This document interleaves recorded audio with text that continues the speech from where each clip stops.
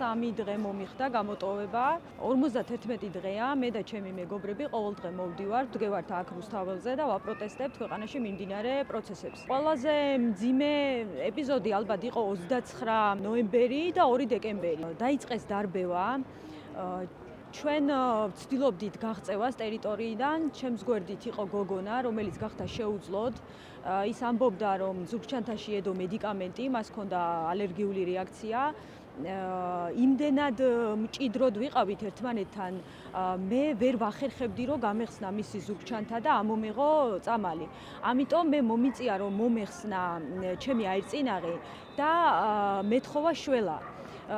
რომ დამხმარებოდნენ ამ ადამიანისთვის მიმეწოდებინა წამალი. აი ზუსტად ამ მომენტში დავარდა ეს გაზის კაფსულა ჩვენთან ახლოს და მე ვიყავი აბსოლუტურად დაუცველი, ჩემი სასუნთქი გზები იყო ამ დროს აბსოლუტურად დაუცველი, ამიტომ მე შევისუნთქე დიდი რაოდენობით ეს მომწავლელი აირები. მას შემდეგ რაც ცრემლსადენი გაზის გამოყენება დაიწყეს, შევამჩნიე რომ მქონდა სისუსტე, სუნთქვის გახშირება და აქციების დასრულების შემდეგ დამეწყო ხველა და ანუ ეს არ იყო უბრალოდ ჩახველება, ეს იყო 5 წუთიანი სპაზმური ხველა, რომელიც არ ჩერდებოდა და მთავრდებოდა ან პირღებინებით, ან გულის წასვლით, ან სხვა მსგავსი შედეგებით.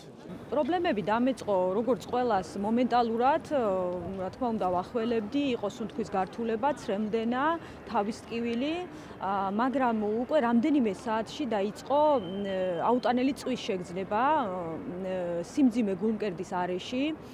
შემდეგ ამას დაემატა გართულებული სუნთქვა, თავის ტკივილი. მივართ ექიმს, რომელმაც მითხრა რომ მეო ვერაფერს ვერ გიშველიო, იმიტომ რომ არ ვიციო რა გჭირსო. სავარაუდოდ გაგვსო ქიმიური და ფილტვების ქიმიური დამწვრობაო და განვითარებული არის ბრონხიტიო. დამინიშნა ინჰალაცია, მკურნალობის ორკვირიანი კურსი, რომელიც გავიარე და დღესაც კი ნებისმიერ დროს შეიძლება ხველება დამეწყოს, მაქვს სუნთქვის გახშირება, რამდენიმე დღის წინ ისე ხველება დამეწყო, გულზე მქონდა პრობლემები, რის გამოც გული წამივიდა. მე დამიდასტურდა საშუალო სიმძიმის ტრაქეის დაზიანება, ლორწოვანი გარსის ანთება და ასევე მქონდა სახის კანზე ჭინჭრის ციების მსგავსი სიმპტომები. მე დავიწყე ასევე მკურნალობა, ვიყენებ ინჰალატორს, ფაქტიურად ვერ ვიძინებ, ძალიან მიჭირს სუნთქვა, მახველებს. ასევე ვუჩივი თავის ტკივილებს, გართულებულ სუნთქვას, მიჭირს ყლაპვა, ასევე მაქვს წვის შეგრძნება კვებისას, სითხის მიღებისას, მაგრამ მიუხედავად იმისა, რომ თითქოს მქონდა შედეგი, ამ შემთხვევაში დაახლოებით 10 დღე, მაინც შევამჩნიე, რომ ისევ მეწყებოდა გართულება, ამიტომ 3 დღის წინ ისევ მიმართე კლინიკას და ამ შემთხვევაში ვნახე, რომ შედეგი იყო კიდევ უფრო გართულებული დამხვდა ყველაფერი. ამ შემთხვევაში აღმოჩნდა, რომ ფარისებრი ჯირკვალიც გაღიზიანებულია, დაზიანებული არის თირკმელი, ასევე ფილტვები. ინჰალაციას ვიკეთებ სისტემატიურად და დღემდე ვცნობ პირში გაზის სუნს, გაზის იმ არომატს, რაც შევისუნთქეთ. დღევანდელ სასამართლოში ვფიქრობ, რომ არანაირი სამართლებრივი ცოდვას აზრი არ აქვს. იმიტომ რომ სასამართლო დღეს არის ხელისუფლების, იმ ხელისუფლების, რომელმაც თავისი მოქალაქეები დაგვიმეტა სასიკვდილოდ.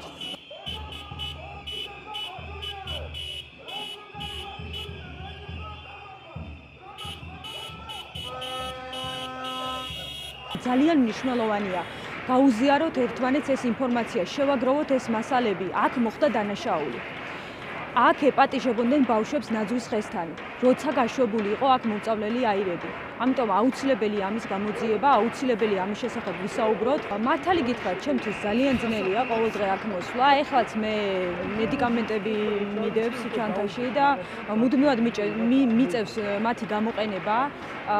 განვიცდი სისუსტეს, ტკივილებს, მაგრამ ვთვლი, რომ ჩვენ თუ დღეს ამას შევეგუებით, ეს ვიღაცა შეიწირავს და ჩვენ ყველანი დამნაშავეები ვიქნებით, რომ არაფერი არ გავაკეთეთ ამის შესაჩერებლად, ამის გამოსაძიებლად. ამიტომ აუცილებელია ეს აქტივობა, აუცილებელია ყველა მივიღოთ მონაწილეობა ამაში. დღეს ჩვენ ვართ გაუგონა რუსამართლობაში, ამიტომ ყოველი ჩვენგანი ვალდებულია იყოს, არ ვიცი, ექიმიც, ჟურნალისტიც, გამომძიებელიც, ფსიქოლოგიც, ერთმანეთს უნდა დავეხმაროთ და ერთმანეთს აუცილებლად უნდა გაუზიაროთ ეს ჩვენი გამოცდილება, იქნებ სხვას გამოადგეს.